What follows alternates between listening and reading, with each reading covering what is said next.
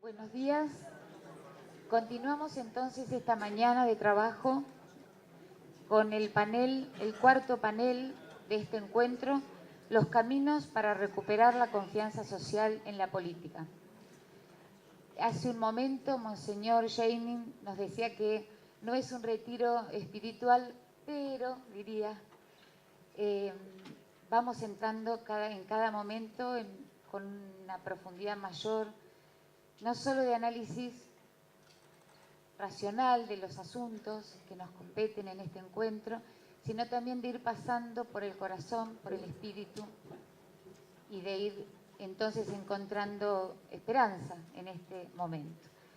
Agradecemos la presencia de todos los panelistas. Les contamos que la modalidad de trabajo va a ser la siguiente: 10 minutos aproximadamente cada uno, y mientras tanto a todos ustedes y a todas ustedes les pedimos que vayan formulando alguna pregunta, de manera que al finalizar las exposiciones, con el cierre de Monseñor Lozano, podamos irlas teniendo aquí para generar este ida y vuelta. Vamos a comenzar escuchando a Humberto Podetti. Él es director de la Cátedra de Integración Latinoamericana de la Universidad de Lomas de Zamora y de la Cátedra Cristianismo y Pensamiento Latinoamericano.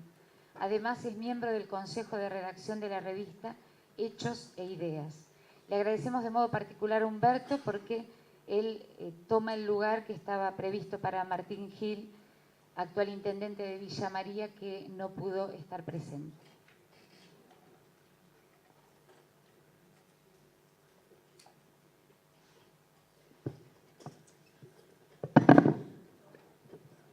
Gracias, Marta.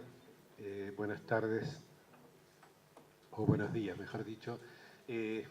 Voy a tratar de hacer una especie de puente entre los paneles de ayer y los paneles de hoy, tomando, tal vez ordenando, intentando ordenar un poco algunas de las ideas, de las muy ricas ideas que se vertieron ayer y tal vez, si Dios quiere, anticipando algunas de las que se van a plantear hoy. No hay ninguna duda, todos los panelistas ayer de una manera o de otra aludieron a lo difícil y compleja que es la situación que atraviesa el mundo, América y Argentina. Y aunque se hayan detenido particularmente en nuestra propia situación, es indudable que todos la vincularon y la relacionaron con la situación global. Desde este punto de vista, es claro que el sistema económico global, orientado por el paradigma tecnoeconómico, está en quiebra. Técnicamente está en quiebra, es decir, produce más beneficios, produce más pérdidas y daños que beneficios. Lo lógico cuando una cosa entra en quiebra es que los empresarios sean los que paguen las consecuencias, los que liquiden sus bienes para pagar las deudas. Pero en la actual quiebra del sistema global ocurre lo que decía Atahualpa Yupanqui: las penas son nuestras y la riqueza es de otros. O sea, la riqueza se concentra cada vez, los pocos beneficios que produce este sistema se concentran en cada vez menos manos, y todos los demás habitantes del planeta, y la naturaleza incluida, están pagando la quiebra que ha producido este sistema. Y lo están pagando gravemente, ¿no es cierto? Creo que la humanidad nunca ha estado en una situación como la que vive en nuestros días. Nunca ha habido tal número de esclavos o semiesclavos, nunca ha habido tantas personas, tantos muertos civiles, tantos excluidos de la sociedad. Frente a esta situación, hemos visto y analizado en los paneles en concreto la situación de la Argentina, desde diversas miradas, desde diversos enfoques, desde diversos puntos de partida y desde diversos compromisos en la estructura social. Yo voy a rescatar tal vez desordenadamente las ideas que se plantearon respecto de tres de las cuestiones centrales que el sistema global está destruyendo. En primer lugar, el trabajo, es decir, el trabajo no como elemento de la economía, como mercancía, como elemento sujeto a la oferta y a la demanda, sino el trabajo como productor de dignidad para el hombre y para la mujer. También la economía que debía ser un mecanismo, un sistema, un conjunto de conductas personales y colectivas que contribuyese a la riqueza, a la generación de riqueza y particularmente la distribución entre todos de esa riqueza también está siendo destruida totalmente y reemplazada por un sistema en el que ya no se distingue cuál es la plata que proviene del narcotráfico, de la trata de personas o del trabajo semiesclavo, y la que proviene de algo que podemos llamar, no digo blanca, economía blanca, pero sí al menos gris. Y como consecuencia de esto también ha sido destruida, descalificada y agraviada la política. Y ayer en el medio de este panorama, y precisamente en uno de los paneles que tendía a plantear la dificultad de la situación civil, surgieron una serie de afirmaciones importantes y significativas, no por nuevas en nuestra historia, en la historia de América Latina, sí tal vez nuevas en la historia del mundo, pero no en la de América Latina, pero fue, digamos, creo yo, uno de los aportes más ricos de este proceso.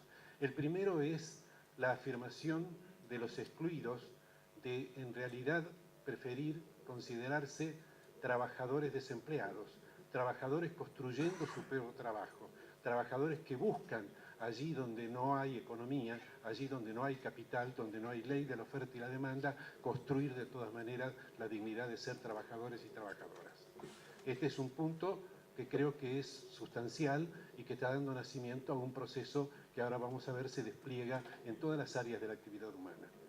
En segundo lugar, que eligieron para organizarse, porque tenían muchas alternativas, organizarse de 1000 maneras diferentes, eligieron organizarse como trabajadores. Es decir, eligieron el sindicato, la forma tradicional, esto que Francisco nos recuerda y recordaba ayer Alberto en su magnífica exposición, es esto, hacer justicia, luchar por la justicia, realizarla. Organizarse como sindicatos, organizarse como trabajadores, y están en este proceso.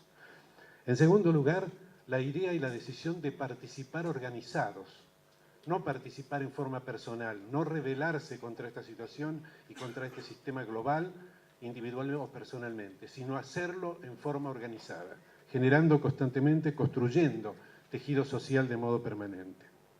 Y también reivindicando la propia autonomía. Esto fue clarísimo. No le pedimos permiso a nadie. Nadie debe legalizarnos o concedernos el derecho a ser trabajadores o el derecho a organizarnos como trabajadores. Recuerden, es desde hace 500 años también el concepto de la persona humana y del orden jurídico desde Francisco de Vitoria en adelante. Él dijo, Francisco de Vitoria, hace 5 siglos, la ciudadanía no es una gracia que otorgan a su arbitrio los estados, es un derecho que tiene cada persona humana por el solo hecho de haber sido concebido en el estómago de una mujer o en la panza de una madre. Y ese derecho es anterior a los estados y ningún estado lo puede denegar si la persona decide instalarse dentro de sus fronteras aceptando los derechos y los deberes que tienen todas las personas que viven allí.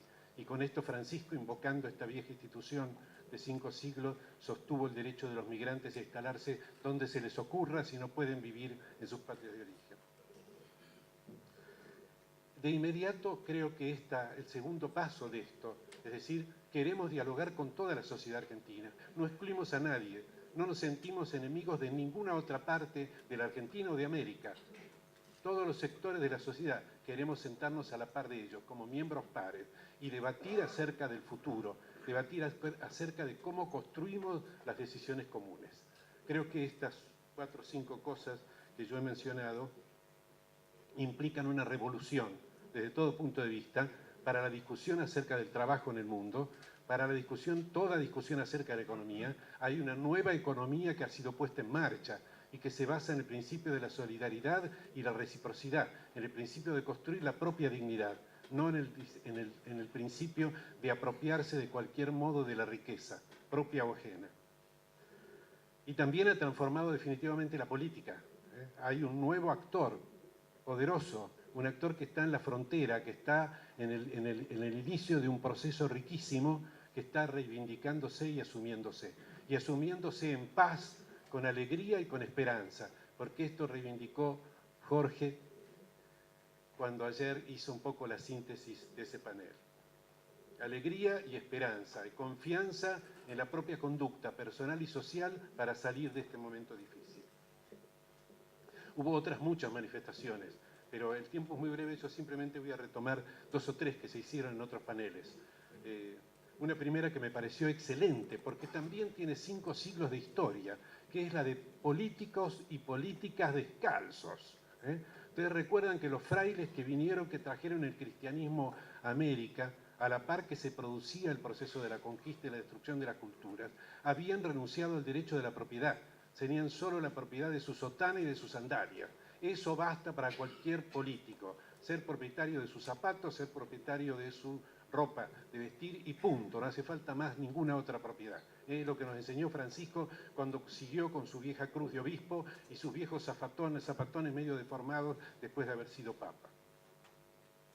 Otro punto que me parece que es clave, que se dijo también bastante veces, la economía no es independiente de la ética, ni mucho menos de la política. La economía debe estar en primer lugar ordenada e incardonada en la ética. Nada autoriza a la economía a incurrir, desarrollar o fomentar actos que violen normas éticas, y mucho menos tampoco a desarrollar actividades que estén en contradicción con los intereses de un pueblo. También se dijo, devolvió la magnífica lectura que hizo Jorge hace un momento sobre la corrupción. La corrupción, bajo cualquiera de sus formas, es una parte inherente y esencial del sistema global tecnocrático. No hay ninguna forma de corrupción en los países periféricos, como el nuestro, que no sea dependiente de la gran corrupción. La corrupción es mucho más grande, más fuerte y más importante en los países capitales del sistema global que aquí. Nuestra corrupción, por dimensión de la economía, por carencia de suficiente maldad, no es tan mala como esa corrupción. Y quería concluir entonces un poco, digamos, desde este punto de vista que también, otra cosa muy importante que estuvo presente. Estuvo presente en algunas partes explícitamente y en otras de modo implícito. Los argentinos tenemos un único modo de estar en el mundo, que es en conjunto con nuestros compatriotas brasileños, uruguayos, mexicanos, puertorriqueños, cubanos, chilenos, etc. Somos una sola patria, aunque no conformemos un Estado. Y no tenemos ninguna otra posibilidad de discutir en el mundo nuestra participación para la construcción de una nueva sociedad humana, un mundo poliédrico, si no es reunidos. Y voy a concluir ahora sí con, digamos, 2 o 3 reflexiones acerca de nosotros mismos. Una de las mayores conciencias de lo que está ocurriendo en el mundo, si no la mayor, piensa en castellano. Piensa en el mismo castellano que hablamos y en el que sufrimos nosotros. Y esto implica, es una cosa de una trascendencia inmensa. No solo piensa en castellano, piensa en latinoamericano. Si ustedes leen sus discursos, mensajes, homilías, él hace 6 o 7 veces por día dirige la palabra a distintos públicos de distintas regiones del mundo. Siempre está presente el pensamiento latinoamericano. O las instituciones de la América preuniversal, de nuestros pueblos originarios, o las instituciones del periodo indiano tan rico en el que se fundaron tantas universidades y tuvimos tanta riqueza de pensamiento, o en el pensamiento de nuestro movimiento independentista. Y las cosas que él propone y afirma que revolucionan el mundo, él cree que son posibles porque en América Latina se realizaron. Él cree que es posible todos los habitantes del planeta con tierra, techo y trabajo, porque la Argentina vivió un lugar en que más del 90% de la población tenía techo, tierra y trabajo, y por eso él cree que es posible. Si fue posible en un país periférico, ¿cómo no va a ser posible en todo el planeta? La otra cosa importantísima es la afirmación que ha surgido de esto, de que el protagonista, el sujeto de la historia es el pueblo. No son las vanguardias esclarecidas de cualquier ideología o las oligarquías o aristocracias ilustradas. Ellas apenas van a cumplir alguna misión si son capaces de poner la oreja en la tierra y escuchar lo que está haciendo el pueblo. Lo más rico que está ocurriendo desde el punto de vista del pensamiento hoy se está construyendo en las periferias, en los barrios, en el cuartel Quinto de Moreno, en Villa Albertina, en los barrios más profundos. Allí se está construyendo la nueva sociedad. Y además Francisco lo dice y lo refleja. Les ha dicho, allí en esa periferia se está construyendo la futura sociedad mundial. Por último, el pensamiento latinoamericano es la fuente de todo esto que está ocurriendo en América Latina. Recurramos a él. revaloricemos. Todo lo que hemos construido se ha desarrollado ya en América en algún momento antes. No recurramos a las filosofías de la decadencia de la posmodernidad europea. América no está en ninguna posmodernidad de ninguna naturaleza. Si estamos en algún proceso es en la construcción de nuestro propio futuro desde nuestro propio pensamiento, en colaboración con otros pueblos del mundo que están tan movilizados como los nuestros. Y una última aclaración, porque esto se mencionó. Nosotros, digamos, en Argentina, el populismo es una cosa de sectores académicos. Francisco lo señaló bien claro. En América Latina nuestros movimientos son populares, no populistas, porque quieren cambiar el sistema. No como el populismo que pretende que un sector que está fuera del sistema entre al sistema. No, no queremos entrar al sistema. Nuestros trabajadores, estos trabajadores nuevos, los descamisados del siglo XXI, no quieren entrar, quieren un nuevo sistema, con justicia para todos, no solo para ellos. Muchas gracias.